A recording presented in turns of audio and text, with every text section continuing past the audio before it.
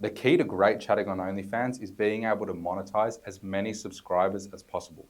It doesn't matter whether you're working with smaller or bigger creators, these 5 unique chatting strategies are going to enable you to do that. In my experience, one of the most difficult skills to train in a chatting team is finding opportunities.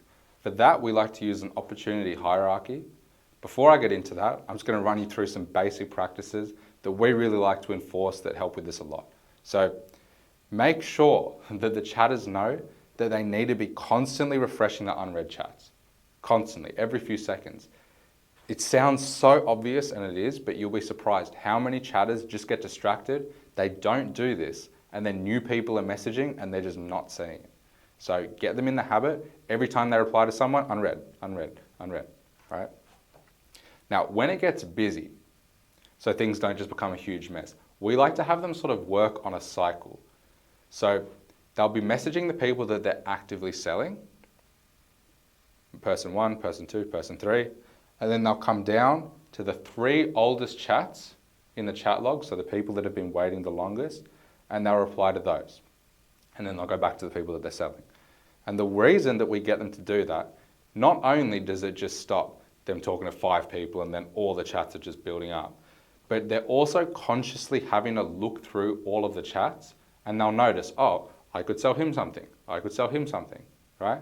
So it's a great way of stopping them just going from all in on selling people to all in on just clearing the chats and getting it to 0, and it keeps things nice and balanced. In terms of the actual opportunity hierarchy, that's just a system we use so chatters know who to prioritize. So they work down the list of priorities like this.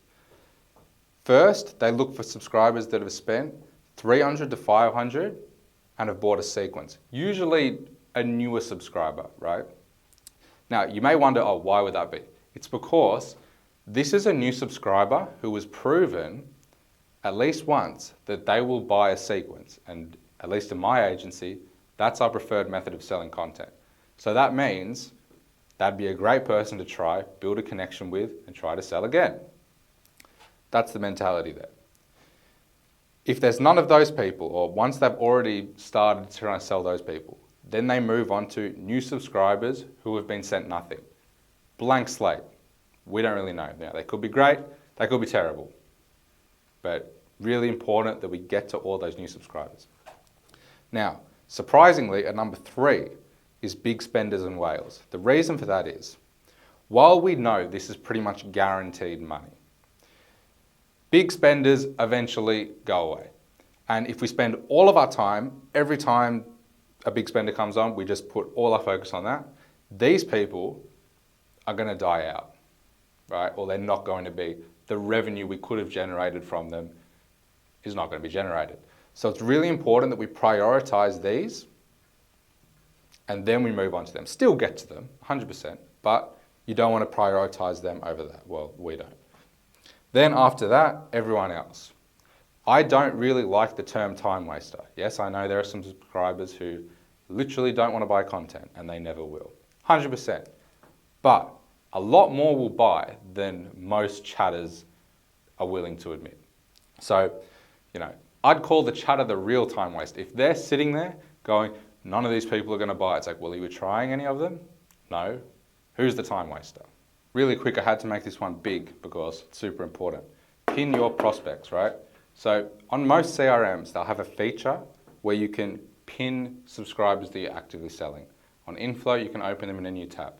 Make sure chatters are in a habit of doing this. They might go, oh no, I'll remember, I won't forget. You will forget and it's going to cost everyone money. So make sure that they pin people the moment they start, the moment they have a plan to sell someone content. Now, in terms of actually making a plan of what they're going to sell, what do they look at? So they've gone through the hierarchy, then they look at their pay-per-view history, right? Look at what content they've bought, when they've bought it, how frequently they've bought it, how much they've bought it for, right? And let's say a subscriber only buys the first $15 video in a sequence. Maybe let's try and sell him a $40 longer video as opposed to just trying to sell him a sequence again, right? Things like that. Maybe if it's a big spender who's bought 5 sequences in a row, let's avoid patterns. Let's not make things predictable and boring and sell them a custom or maybe a longer pay-per-view.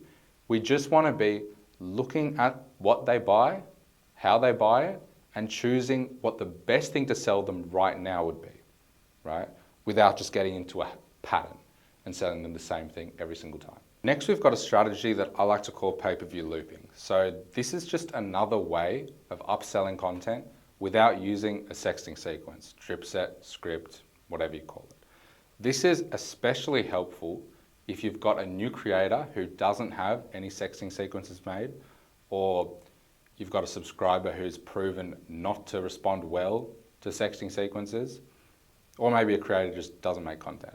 So first thing with this, we want to opt to start with pics or short clips, similar to a sequence, but we just want to look through the vault and send content that's not going to be entirely satisfying, right? So we want to start there. I've seen a lot of chatters do this, and I feel like it's when they are in a rush. So in a caption, if they really want a sub to buy something, they'll ask the sub to finish when you watch this or something, right? And it actually does make them buy it, but that's going to be it. They're not going to buy anything else. So we want to sort of prolong that happening. We don't really want that to happen. So once the subscriber buys whatever you send them, it is so important that we instantly follow up. We send them another message and we want to spark curiosity about something else. Let's say the second they buy a bundle of pictures, we go, you know, I think you'd be really interested with this other idea I had.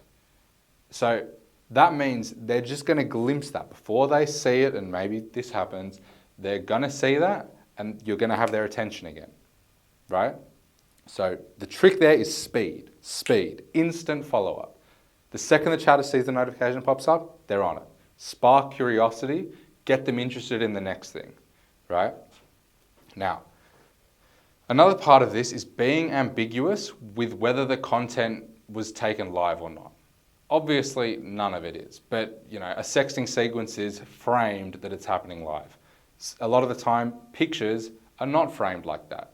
We just want to sort of be ambiguous, so it allows us to sort of transition into a sequence or a series of pay-per-views that's going to be framed as if they were live.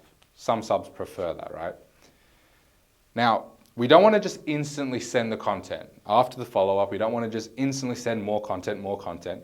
To actually drive the conversation forward and like get them more excited, we like to stick with scenario-based sexting. Now, I have a whole video about that. It's my sequence video. But basically, instead of getting the chatters to just say all this generic sexual talk, get them to actually talk about a scenario where with what the creator and subscriber would be doing if they were together, hypothetically, right?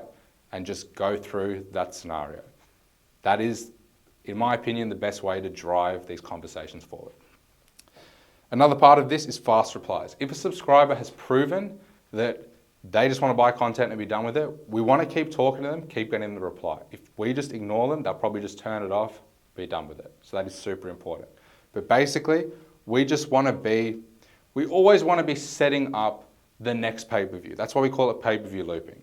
Now, another part of this is if you can request content from the creator and there's no natural light, so it could be taken any time of the day, you know, you can't really get them to not dye their hair or not do their nails and things like that. But, you know, try and label or sort content based on that, on those different things, different variables, and it's going to really help. For strategy 3, we have crafting offers. How do we get chatters to think beyond just selling content behind a paywall and think about how can I craft an offer for a subscriber on OnlyFans? So they've got to be aware of their spending behavior and patterns. It is super important that this is put in the notes, right? We like to set the expectation really clear. This is the most important information to go in the notes. Things like, does the subscriber have a max price? You'll notice some subscribers are happy to just keep buying, but the moment pay-per-views hit a certain price, they'll just stop. They won't do it, right? It's a psychological thing. So engagement. Do they just keep replying really fast? Or maybe they take half an hour, sometimes they just fall off completely. High engagement, low engagement. Content preference. Do they prefer pre-recorded content or live content, photos, videos, that kind of thing. Do they like a bunch of small transactions, or would they rather just pay in one big transaction? So how do we actually take this information and use it to craft a unique offer for a subscriber? So, for example, if a subscriber had low engagement, but they liked live content, it could be smart to get them just to tip for sexting in advance so you don't sell them a few pay-per-views and then they just fall off, right? You'll notice that the engagement goes up if they've already paid in advance, right? Now, if they preferred photos and live content, but maybe they also had low engagement, you could get them to pay at the start of the week for, live cheeky photos throughout the week. See, just like thinking outside the box. Maybe if they had high engagement, but they won't spend more than $50. If you send them like a $70 pay-per-view, they'll be gone. So you could have maybe a no pay-per-view agreement as long as they're tipping $50 consistently. It's just about crafting the offer so it caters to their spending behavior and you're most likely to get the most money out of them as possible. So for strategy 4, we've got something that's super helpful if you're on a smaller account or there's not much traffic. I know how it feels. What we can do is sell dummy customs, and that is getting long pay-per-views or photo sets and selling them framed as if they were taken as a custom, right? This is super effective for low spenders and big spenders, right? Why do I say that? For low spenders, you're not going to get much, right? You're not going to sell it for, your typical custom price at 400, 600. It's more, you might be able to sell them a dummy custom for 100 when usually they'd only spend 30 on a pay-per-view, right? Just because of how you frame it. It also works for big spenders because they're generally the ones who don't need as much information to buy. That's why they're a big spender, is they'll just kind of buy anything you put in front of them, right? So how do we actually go about selling a dummy custom? Well, pretty much the same as selling any custom. I have a video about how we sell custom and our strategy.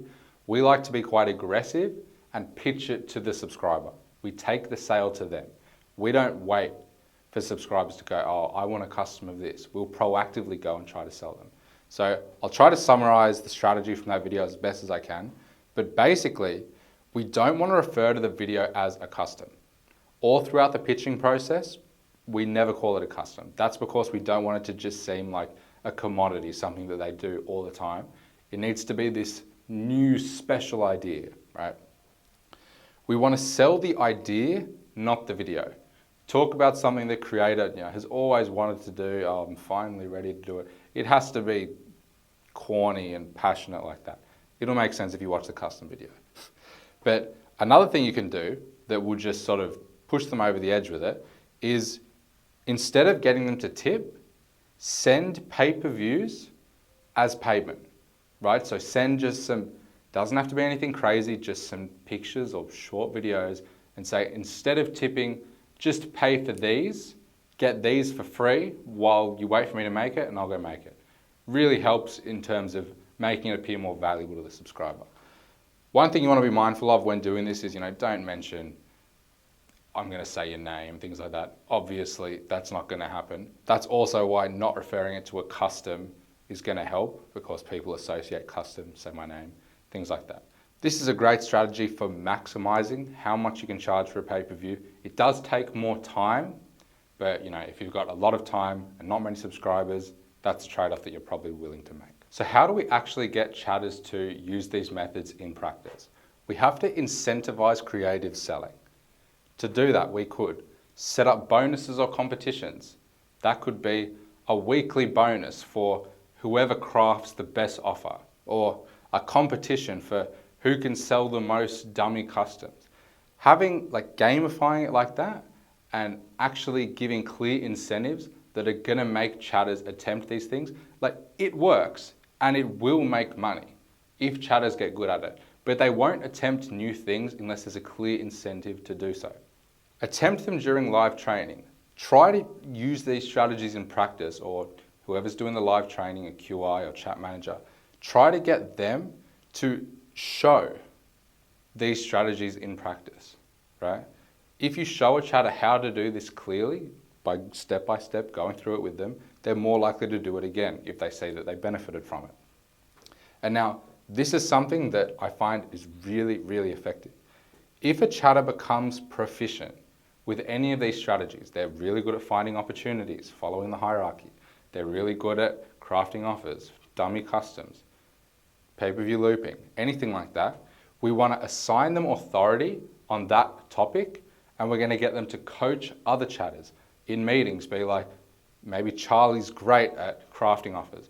We're going to just keep going, oh, Charlie's great at that, Charlie's great at that. That's reinforcing in his mind that he's good at it. He's going to keep killing it in that area, but other chatters are going to want to learn off him, and he's probably going to want to teach them. And it just becomes this self-fulfilling cycle where everyone improves. If you take anything away from this video, have it be that everyone spends, right? That's a core value I have within my chatting team. Everyone spends. As long as we understand a subscriber's spending behavior and patterns, and we have chatters who have adaptability and resourcefulness, we'll be able to sell the right person the right thing at the right time.